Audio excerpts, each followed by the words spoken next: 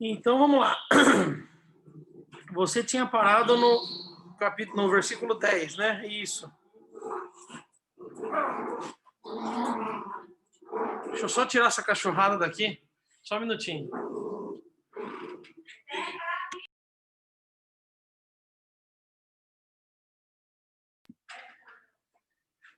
Você tinha parado no verso 10, né, Leandro? Isso aí, pastor. Isso. Começamos a caminhar no 11 hoje. Isso aí. Tá. Ali, no verso 10, Paulo diz assim: somente recomendaram que nos lembrássemos dos pobres, o que também me esforcei por fazer, certo? É isso mesmo, né? Isso aí. Aí no verso 11, ele começa ali uma repreensão a Pedro. Não sei se tem algum título na tua Bíblia. Tem algum título aí? A minha diz assim: Paulo repreende a Pedro. E na sequência a Tá, justificação pela fé em Cristo Jesus. isso mesmo. Então, o que Paulo tenta mostrar para aquele povo? Ele tenta mostrar que ele não estava seguindo a nenhum tipo de doutrina humana. Ele demonstra ali, debaixo de muita ousadia, né, uma repreensão a Pedro. Então, no verso 11, ele diz assim: quando, porém, Cefas veio a Antioquia, resisti-lhe face a face, porque havia se tornado repreensível. Cefas aqui é Pedro, né? E nesse ponto a gente vê Paulo reprovando Pedro. Veja, quantos de nós teria coragem de repreender Pedro? Né? Pedro era alguém que caminhou muito próximo de Jesus. E geralmente,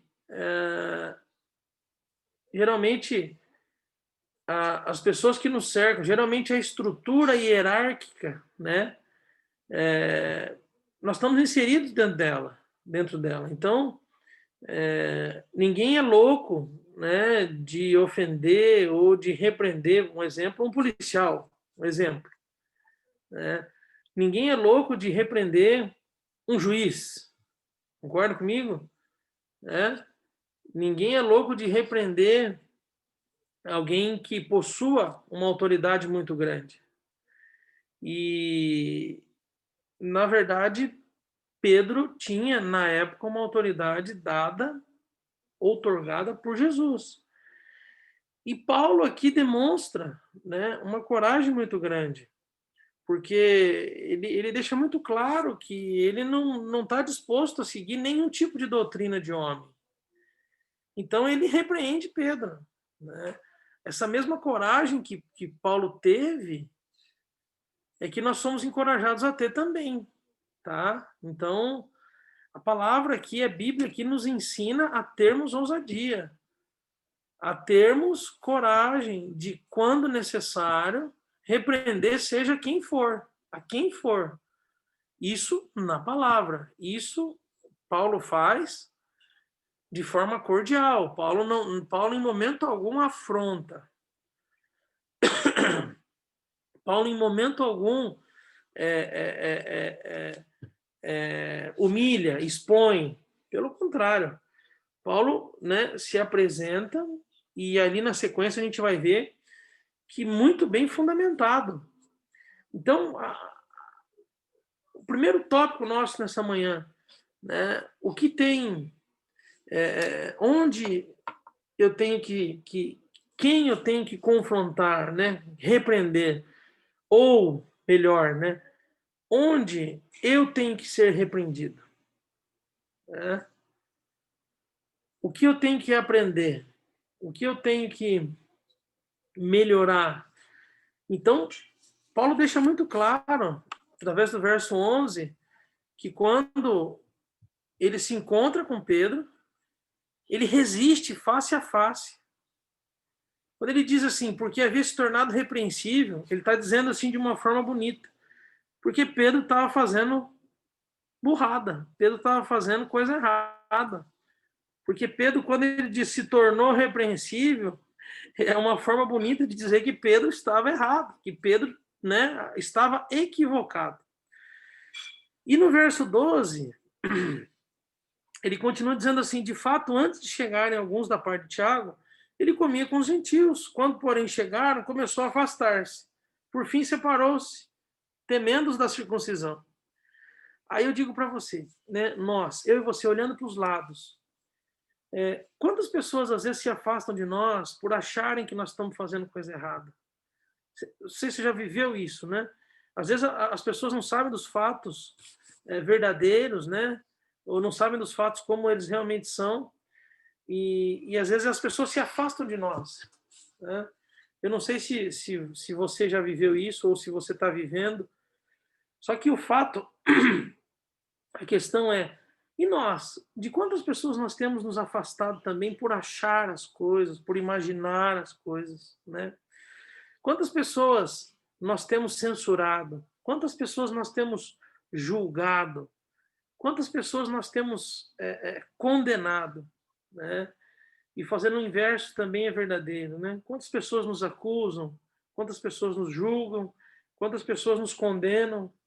Sem sequer saber a realidade dos fatos. A questão é que, assim como aquele tempo, hoje nós temos vivido um tempo de legalismo muito forte. Concorda comigo? Um legalismo que consome, um legalismo que... Mas, pastor, o que é o legalismo? Veja, o legalismo é quando nós nos preocupamos mais com a lei do que com as pessoas. Você entende? O legalismo é quando eu começo a olhar para a vida do outro enxergando só os erros, enxergando só as dificuldades, enxergando só as lutas. E aí é o começo do fim, aí é o começo da religiosidade.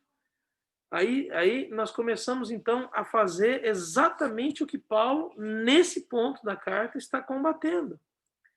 Porque eu já tive muitas experiências nesse sentido, né?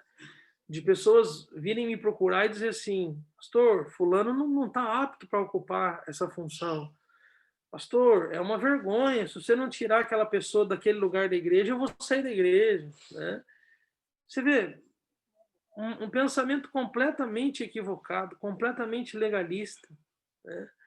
Existem algumas coisas que né, dentro de uma igreja, que ninguém sabe o que está acontecendo, né? E não só dentro de uma igreja, mas dentro da nossa casa, dentro do nosso trabalho, dentro dos relacionamentos que nós temos, sejam eles profissionais, sejam, né, familiares, ou até da nossa caminhada. Então, Paulo está combatendo exatamente isso. E é uma coisa que nos fascina na conduta de Paulo, é isso. Ele demonstra, né, é fascinante como Paulo traduz a graça de Deus. É fascinante como Paulo tem uma capacidade muito forte de combater todo tipo de legalismo. Ele, eu não sei em que momento da tua caminhada você tem vivido, mas eu tenho tido um tempo muito diferente na minha caminhada, né? De poder olhar de um prisma diferente as coisas. E eu tenho aprendido muito, especialmente nos últimos meses, nos últimos anos, a respeito da graça, muito. Porque por mais que a gente ache que não, por mais que a gente diga que não, pregue que não, nós sempre achamos que merecemos alguma coisa. Nós sempre falamos que não, afirmamos que não, mas a gente acha que merece alguma coisa. Poxa, eu tenho me dedicado, eu tenho feito, eu tenho... Então, né, alguma coisa eu mereço. E é impressionante como é fundamental isso ser desconstruído dentro de nós, porque toda expectativa gerada por nós, a nosso respeito, ela é falível, ela tem que cair, ela tem que ser destruída na nossa vida, porque isso impede a graça, a verdadeira graça de entrar, de nos conduzir. Então, quando eu acho que eu mereço alguma coisa, eu sempre vou ter uma expectativa. Concorda comigo? Se eu acho que eu mereço, eu tenho uma expectativa. Quer ver? Vamos fazer aqui uma comparação. Vamos pegar aqui um exemplo de alguém que trabalha numa empresa. Então, Alguém que trabalha numa empresa, a pessoa tem a expectativa de, no final do mês, o quê? Receber o seu salário, concorda comigo? Então, por quê? Porque ela fez algo. Ela ofereceu algo e, em troca daquilo que ela ofereceu, ela recebe, então, o seu pagamento. Concorda comigo? Tá certo essa linha de pensamento? Então, se eu trabalho, eu recebo, certo? A própria Bíblia diz isso, né? Que do suor do seu rosto comerá o pão, que todo trabalhador é digno do seu trabalho. Então, mas isso não se aplica à graça, porque a graça ela é um favor que nós não merecemos. Então, dentro dessa mentalidade da graça, quem não trabalhou, certo? Durante o mês, recebe o salário do mesmo jeito. Você está entendendo o que eu estou dizendo para você? O problema é que nós pensamos a graça de uma forma equivocada. Nós pensamos a graça do nosso jeito. Então, se eu ofereço, se eu me dedico, eu tenho direito. Se eu não dedico, eu não tenho direito. Concorda comigo? Isso é um pensamento equivocado. Esse é um pensamento, por mais que a gente não concorde, é um pensamento legalista. O que é um pensamento legalista? Né? Se não for feito aquilo, se não estiver na lei, para mim não serve. Quando, na verdade, Paulo está combatendo isso. Ele diz que ele tem uma discussão com Pedro exatamente por conta disso. Como tem sido a nossa experiência com a graça? Como que você tem olhado para a graça? Será que eu realmente sei e tenho plena convicção que eu não mereço nada? Que por mais que eu me esforce, por mais que eu me dedique, por mais que eu trabalhe em favor da obra, em favor do reino, tudo que vem das mãos do Senhor para minha vida é graça. É graça. Se eu não fizesse nada disso, o amor dele por mim continuaria o mesmo. O olhar dele por mim continuaria o mesmo. Você pega um dos piores assassinos que existe no Brasil, o amor de Jesus por ele é idêntico ao amor de Jesus por você e por mim. Nós precisamos entender isso, nós precisamos ter clareza disso. Mas qual que é a diferença entre eu e ele? Nenhuma. Aos olhos de Deus, nenhuma. Nenhuma, nenhuma, nenhuma. Nós gostamos muito de ouvir que somos o filho amado, em quem ele se compraz. Nós gostamos muito de ouvir que temos promessas sobre a nossa vida. Nós gostamos muito de ouvir que existem propósitos. Tudo isso é verdade e realmente é bom de ouvir. Mas aquele criminoso também tem a atenção e o olhar e o amor de Jesus. Percebe? A diferença entre nós é que ele cometeu alguns delitos e ele está encarcerado e ele escolheu esse caminho. Mas se ele dobrar o joelho dele, onde ele estiver, e receber essa graça e se encontrar com essa graça, a vida dele está transformada. Ele precisa resolver a questão legal, precisa resolver, né, a sua dívida com a lei, mas a graça de Jesus, ela é acessível a todas as pessoas. E Paulo, quando tem essa discussão com Pedro, é justamente nessa direção. Porque, dá uma olhadinha no verso 13, o que diz. O verso 13 diz assim: e também os demais se fizeram hipócritas juntamente com ele, a ponto de o próprio Barnabé ter se deixado levar pela hipocrisia deles. Quando, porém, vi que não procediam corretamente, segundo a verdade do evangelho, eu disse a Cefas, que é Pedro, né, na presença de todos: se você que é judeu vive como gentil e não como judeu, por que quer obrigar os gentios a viverem como judeus? Veja, mais uma vez Paulo ousa. Mais uma vez Paulo combate a hipocrisia. Mais uma vez Paulo nos ensina que todos nós estamos sujeitos a esse erro. Todos nós estamos sujeitos. É um grande engano acharmos que estamos livres disso. Então, o que eu quero dizer com isso, meu irmão, minha irmã? Eu quero dizer com isso que dentro da nossa casa, dentro dos nossos relacionamentos, nós temos que tomar muito cuidado em não sermos legalistas. em deixarmos de lado, em ofuscarmos o amor de Jesus, a graça de Jesus, o sacrifício de Jesus, e enfatizarmos mais as leis, enfatizarmos mais aquilo, as cobranças. Você percebe?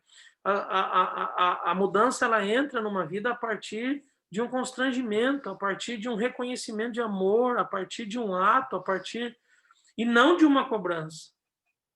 O nosso grande problema é que nós não deixamos Jesus mudar a vida das pessoas. Nós queremos mudar as pessoas. Nós queremos mudar o ambiente. Nós queremos interferir, intervir, quando na verdade a ação muitas vezes é divina. Então que eu e você possamos aprender com isso que Paulo nos escreve nessa carta. Paulo está dizendo assim para Pedro: olha, Pedro, você está exigindo uma coisa que você não faz. Olha a ousadia desse camarada. Falar isso para Pedro. Ele não está conversando com o Daniel aqui, com o Zé Ninguém, né? Ele está conversando com Pedro, com aquele homem que Jesus falou assim: olha, sobre essa pedra edificarei minha igreja, né? Que foi a afirmação que Pedro fez, que ele era o Cristo, o Filho do Deus vivo, né? Mas Jesus falou isso para ele. Paulo está aqui diante daquele homem que 3 vezes negou Jesus, né? E Jesus, durante 3 vezes, disse: Pedro, eu te amo. Percebe? Então, não é qualquer pessoa. E isso tem uma mensagem muito forte. Isso tem algo muito rico aqui que eu e você devemos aprender. Paulo está dizendo para ele: olha, você, né, você que é judeu e vive como gentil, você está querendo que os gentios vivam como judeus? É isso? Você está dizendo aqui que o gentil que não for circuncidado, ele não tem acesso? Que história é essa? E você que é judeu e não observa as leis? E você que é judeu e não guarda a lei de Moisés? Né? Então, isso é um confronto muito forte, que serve e se aplica à nossa vida, se aplica a você e a mim. Né? E nós, que somos cristãos, mas não temos vivido a palavra de Deus, né? E muitas vezes exigimos que o outro viva. Concorda? E nós, que conhecemos, né, que somos filhos da luz, mas não vivemos como os filhos da luz e exigimos que os outros vivam. Percebe? Então, é muito confrontador essa parte. E Paulo deixa muito claro, né, deixa muito explícita aqui a sua coragem de, em favor da graça, combater todo tipo de religiosidade.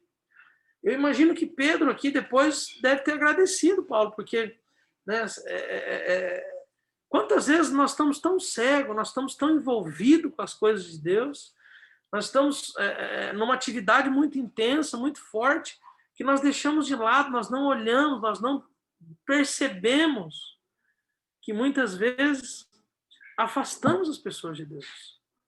Muitas vezes cobramos indevidamente uma postura que nós não temos. Então, encerra essa questão, né, dessa repreensão no verso 14. Mas Paulo continua falando acerca da justificação. Não sei se na tua Bíblia o que está escrito aí. Depois do verso 14, tem algum título, algum tema? Se tiver, por favor, leia. Não tem? Na minha está a justificação pela fé em Cristo Jesus. E aí, no verso 15, Paulo fala assim: nós, judeus por natureza e não pecadores dentre os gentios. Quando Paulo fala nós, ele está falando nós para poupar Pedro. E ele está se expressando ali na terceira pessoa por conta disso. Se você olhar no verso 18, ele retoma a utilização da primeira pessoa. Mas aqui ele usa a terceira. Então ele continua: nós, judeus por natureza e não pecadores dentre os gentios. No verso 16 ele diz assim: Sabendo, contudo, que o homem não é justificado por obras da lei, e sim mediante a fé em Jesus Cristo, também temos crido em Cristo Jesus, para que fôssemos justificados pela fé em Cristo e não por obras da lei. Pois por obras da lei ninguém será justificado. Então Paulo está dizendo assim, olha, nem pela lei moral, muito menos pela lei mosaica. O que é justificação? Irmãos e irmãs, você sabe o que é justificação? Justificação eu não sei se você já viu aqueles filmes que tem julgamentos, já viu isso já? Uma vez eu fazia estágio no fórum com a juíza e teve um júri, né? O júri é quando existe um crime doloso contra a vida, aí são 7 pessoas da população, da sociedade, que absolvem ou condenam aquela pessoa. E o júri entrou em meio à madrugada e acabou, era quase 4 horas da manhã, e a juíza que eu trabalhava, ela era muito intensa, né? Muito brava, e ela convidou todo mundo a ficar em pé, e ela falou assim, nesse momento, meu estagiário vai ler o veredito. Me deu um frio na espinha, né? Porque todo mundo ali, a família do réu ali, a família da pessoa que havia sido morta, promotor, e eu acabei lendo o veredito. E o final do veredito estava dizendo que aquela pessoa ela havia sido absolvida. Ela não devia mais nada, né? Então, a justificação, ela é muito mais do que isso, né? A justificação é nos tornarmos justos. Olha que coisa interessante, né?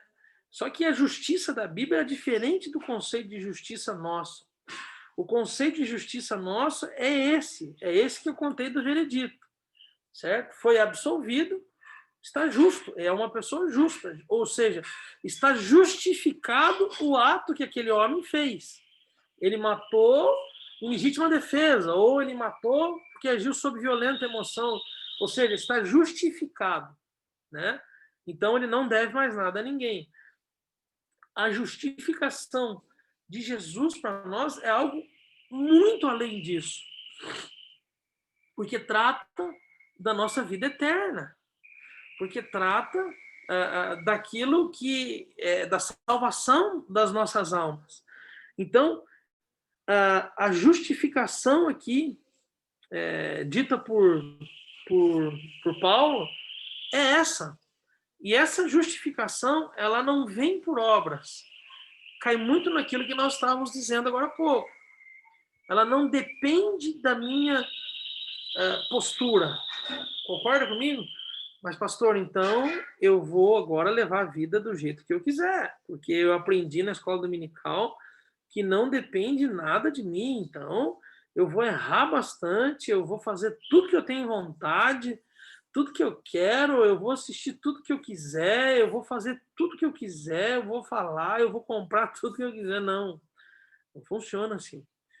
A nossa justificação, ela é por meio da graça de Jesus. Só que as consequências dos meus atos, a responsabilidade é 100% minha. Lembra daquele exemplo que eu dei do pior assassino que existe no Brasil, que está preso lá, que vai ficar 30 anos preso?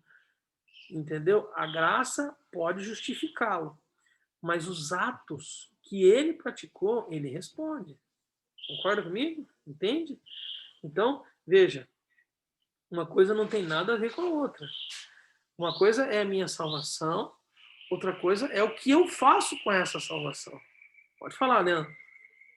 Perdoe, pastor, só atrapalhar a sua linha de raciocínio, mas é muito interessante o que eu estava falando e estava vindo aqui na minha mente algo bem interessante para dividir.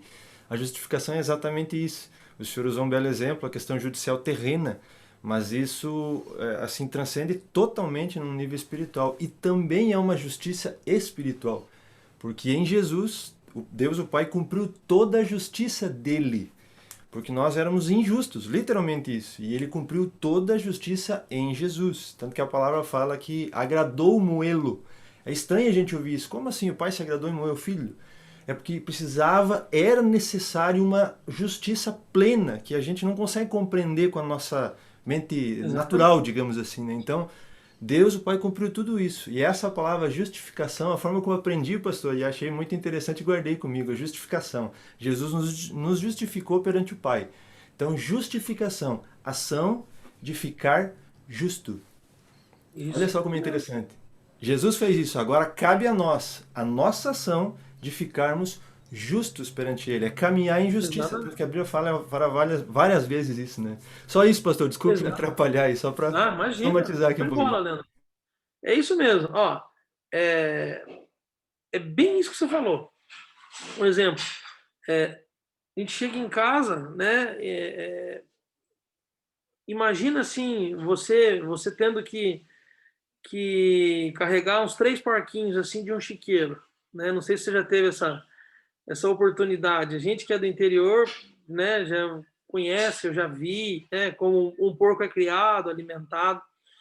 Mas imagine que você teve que pegar ali uns 3 porquinhos dentro de um chiqueiro e você leva esses porquinhos para casa. Chegando em casa, né, a esposa não deixa nem entrar. A esposa pega uma VAP, fica ali fora e a esposa dá um banho na gente ali com aquela VAP, lava os porquinhos, lava a gente, tudo. A gente fica brilhando. Traz um shampoo, traz um sabonete, fica cheiroso, cheiroso, cheiroso, né? A gente fica justificado, né? Agora, a opção de voltar para o chiqueiro é nossa, né?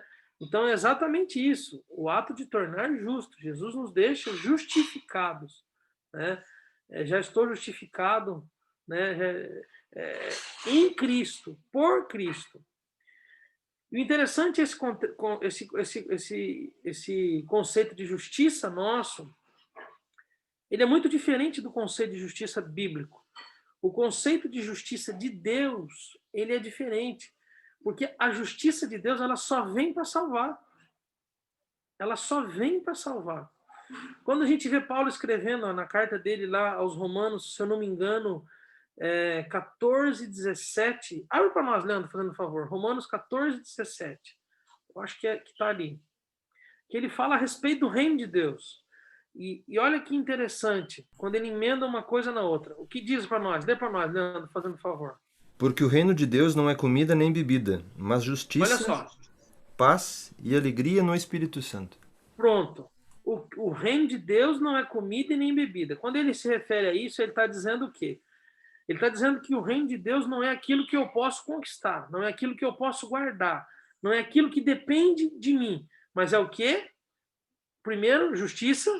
Isso, paz e alegria no E Espírito Santo. sabe o que ele está dizendo? Que uma vida de justiça com Deus vai nos levar a uma vida de paz, certo?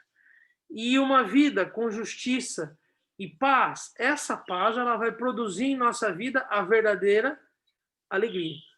Então, o reino de Deus não é comida e nem bebida, mas é a justiça, a paz e a alegria. Consegue perceber? Essa é a justiça de Deus. Então, a justiça de Deus ela é uma justiça diferente da nossa, né? Ela é diferente daquilo que a gente entende por fazer justiça. Eu vou fazer justiça, né? Não, a justiça de Deus ela é sempre no sentido de salvar. Continuando, alguém quer falar alguma coisa? A Deia, a Paulo, Douglas, a G, querem falar alguma coisa? Leandro, não querem falar nada? Se vocês quiserem falar, eu não ligo não, viu?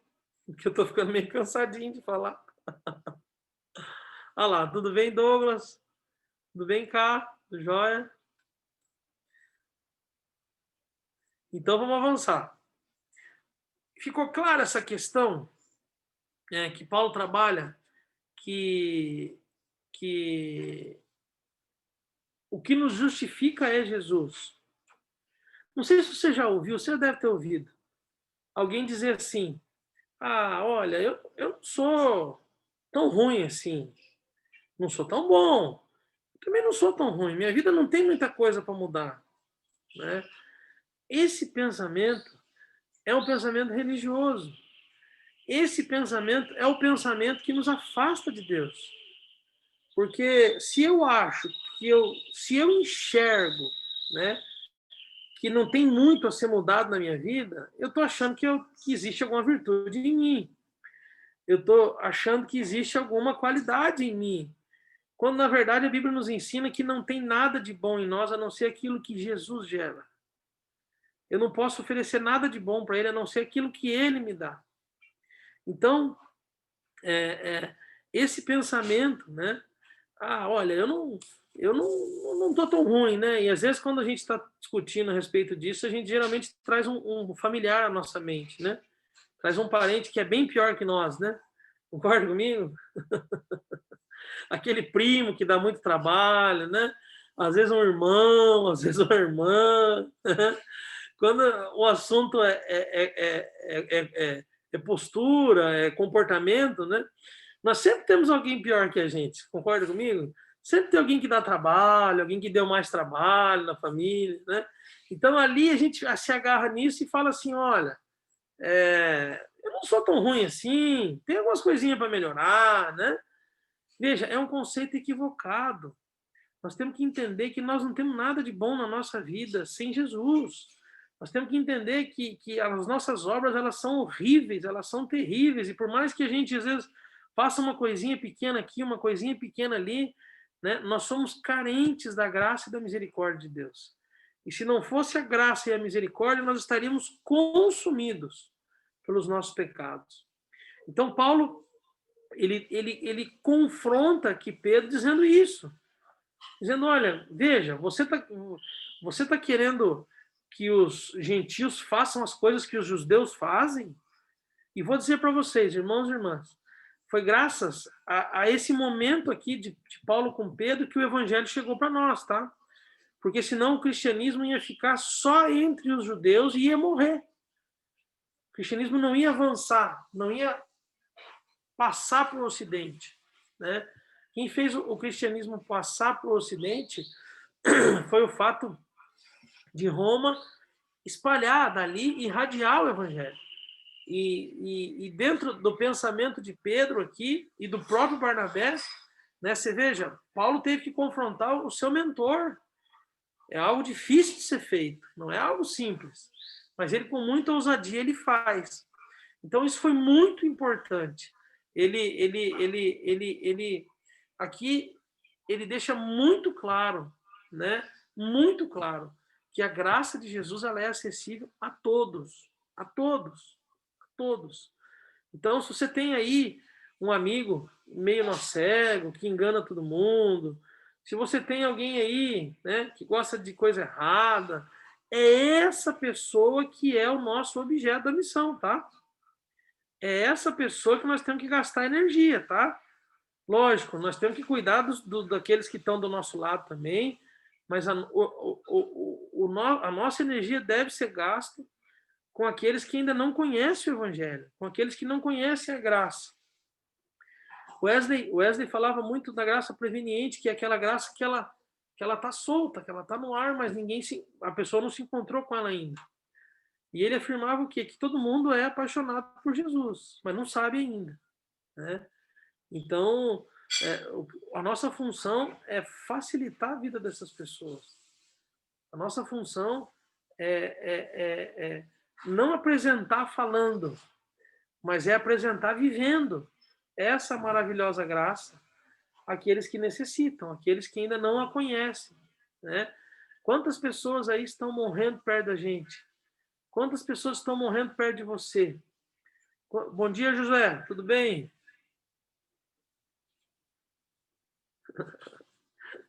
Tá bonitão ele.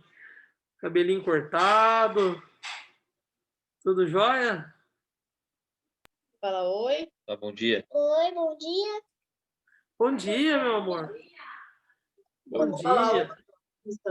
Ô, Antônio também. Meu Deus. Ô, primo. Estão. Os primos estão com saudade de você, primo. Então. Hã? E os outros primos, estão bem? Os primos estão bem. Cadê eles? Os primos estão todos dormindo. De novo? De novo, só dorme esses primos, viu? Eu tô com saudade Eu acho que você vai ter que vir aqui em casa, viu, José? Deixa o tio Daniel sarar, você vai ter que vir aqui acordar esses primos que só dormem. Vem? dormindo. Estão dormindo. Ontem ele chorou um monte porque o Douglas foi para a igreja e não levou ele. Ele achou, não entende que não.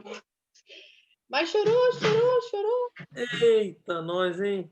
Vai passar tudo isso, José. Daí nós vamos tudo voltar para a igreja, em nome de Jesus.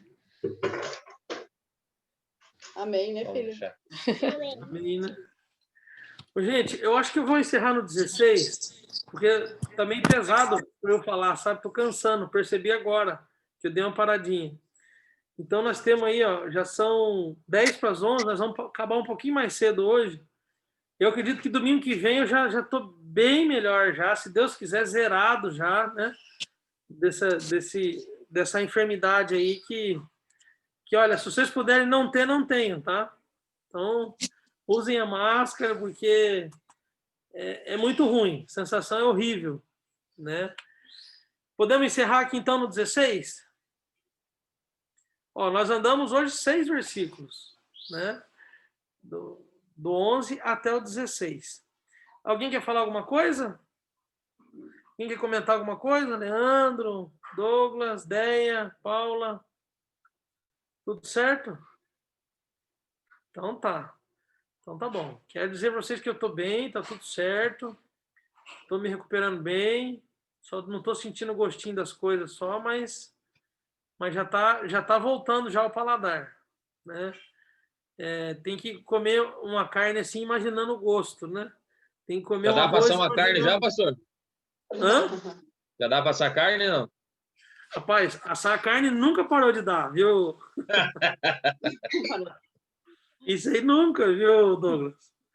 Pode estar com o paladar ruim, que a carne tem que assar, né? Aqui a churrasqueira não para, Deus o livre. Isso aí, viu? Sexta-feira nós fizemos uma linguicinha aqui. Cara, eu comia linguicinha imaginando o gosto. Não sentia nada. Mas isso não para nunca, né? Tá certo. Mas estamos bem, graças a Deus está tudo certo, estou recuperando bem. Um dia melhor que o outro, hoje acordei bem melhor. Então, assim, eu creio que nós tivemos pegamos aí uma carga leve do vírus, graças a Deus, sabe? Ainda tem um caminhozinho para concluir, né? Mas graças a Deus aí não tive febre nem um dia, muito pouco falta de ar. Estou percebendo agora mais assim de falar, né? Às vezes tem que parar um pouquinho, mas nada grave também.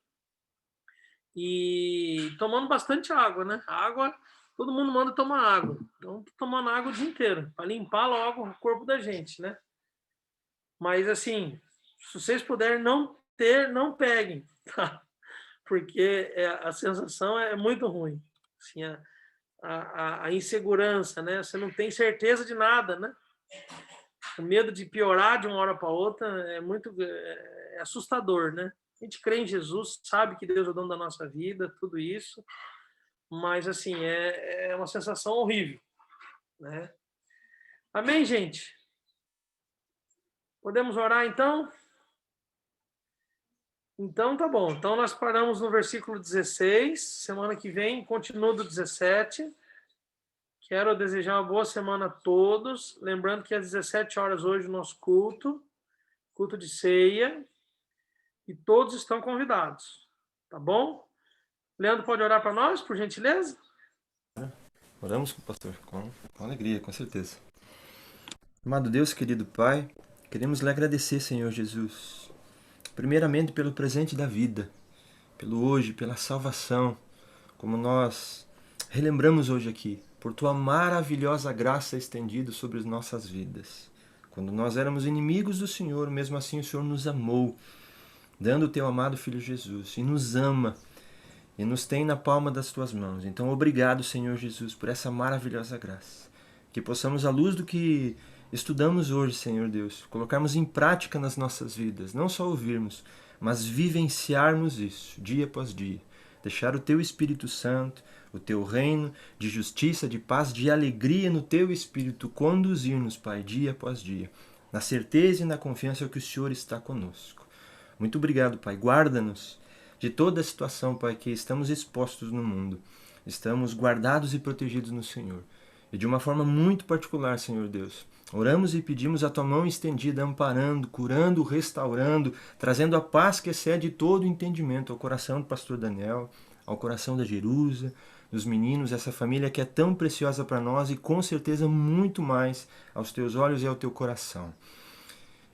Em nome de Jesus Cristo, Pai, que eles estejam guardados em Ti, dia após dia. Te agradecemos em Teu santo nome. Amém. Amém.